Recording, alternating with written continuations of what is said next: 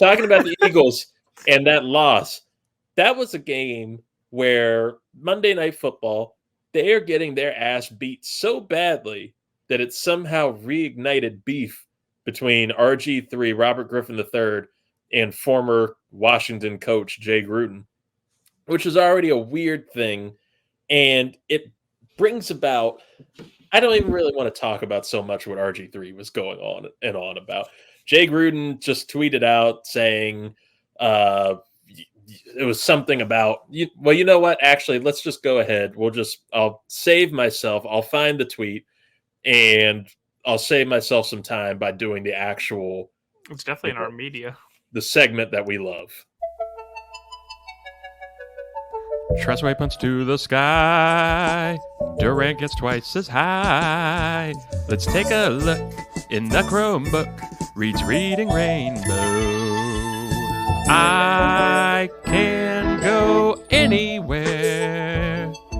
Trade rumors to know. Top fives to grow. Reads Reading Rainbow. I don't know if we have licensing for this theme song. Let's take a look in the finance book. Reads Reading Rainbow.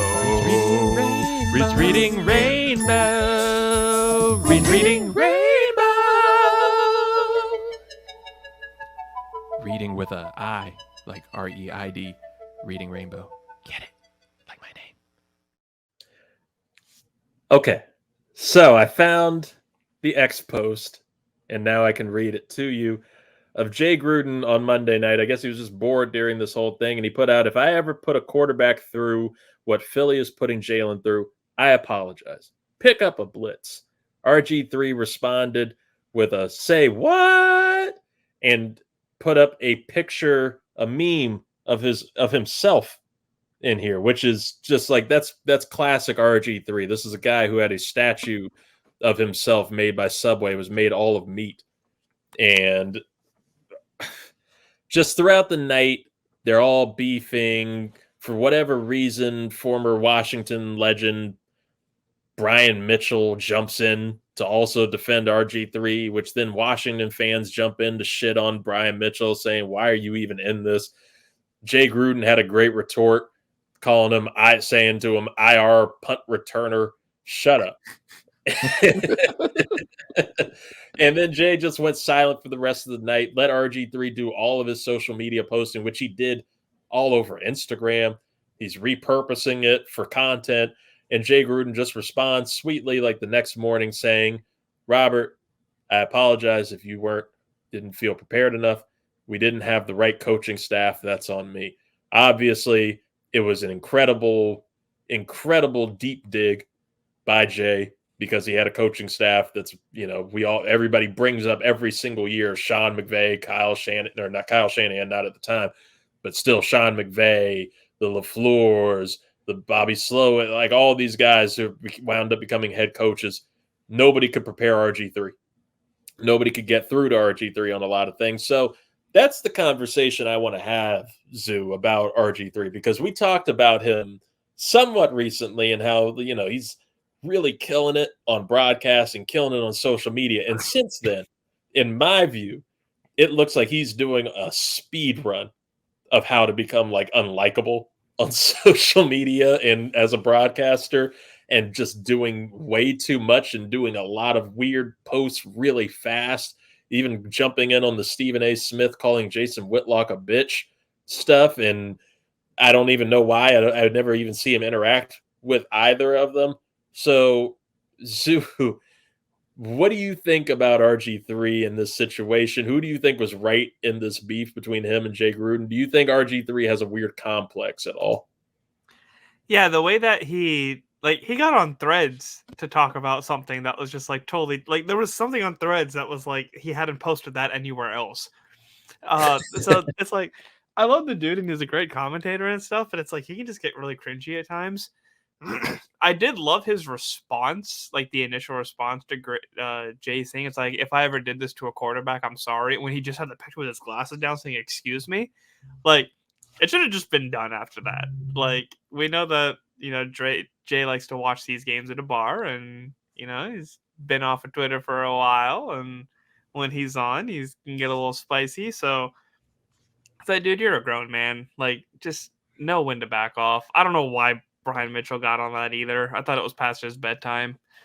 So it was just a lot of weird stuff. I think RG3 is a great entertainer, but the way that he pitches himself as a quarterback and tries to have a say on everything, like, your podcast is good, dude. Like, just do the interviews, let the people talk. You don't have to bring your own stories into everything when it's just totally irrelevant. Like, I don't. It's tough to just say move on, because I'm sure it's like when you live your whole life like wanting to be a football player, and then you see like somebody drafted in the same class as you still playing and not being able to do that. Like, that's got to be rough. I can't relate to that at all. But as an entertainer, like, just be grateful for what you have and just make the most out of that.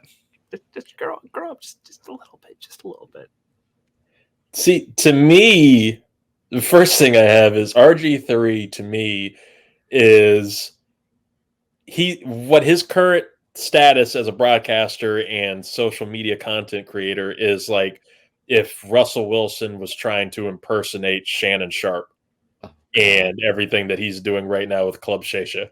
Oh, you're RG3, right. he comes off so really cringy, like you said, Zoo. But Scott, I don't know if you have seen it this way of RG3 kind of trying to find different avenues and different ways to put.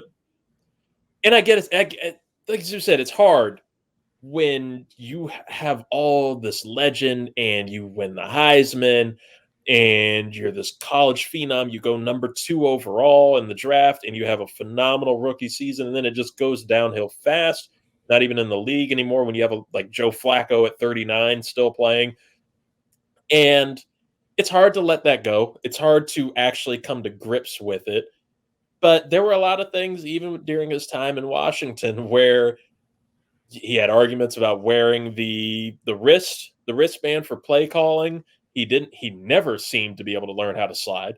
Like, he was like Josh Allen, where he wants to take hits, but he doesn't have the body to take hits. And unlike Russell Wilson coming out of the same class, who can just keep himself from getting hit hard whatsoever, Griffin never seemed to want to do that. He wanted the big play and to be the big star like he was in his rookie year. And since then, to me, it's come off like he's tried to find a way to blame everybody else, try to blame the Shanahans for not believing in him and not wanting him in the first place and not doing things to build around him, or to blame Jay Gruden for, I guess, just being a dickwad and an asshole to him and all this and wanting Kirk Cousins instead of him, when it kind of showed Kirk was the better quarterback at the time.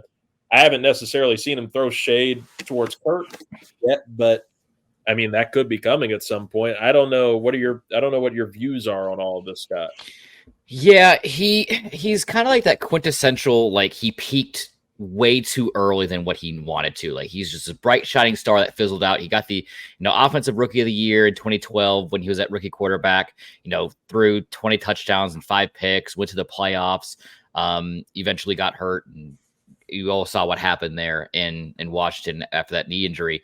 But I mean, you got to look at his sophomore year too. I mean, he threw 16 touchdowns and 12 interceptions. It's not anything crazy. And at the end of the day, it's like, yeah, he got outplayed by Kirk. And I think that's one thing that he's kind of bitter about, is that he did go number 2 overall and he got outplayed by, what was Kirk, round 4? Yeah. And like, he just was just there. And it's just always a lot of finger pointing. And one thing that I was always raised on is whenever you're pointing a finger, you always have 3 fingers pointing right back at you. And it's like the lack of personal accountability that he shows. I did it too. You're welcome. Crazy. You're welcome.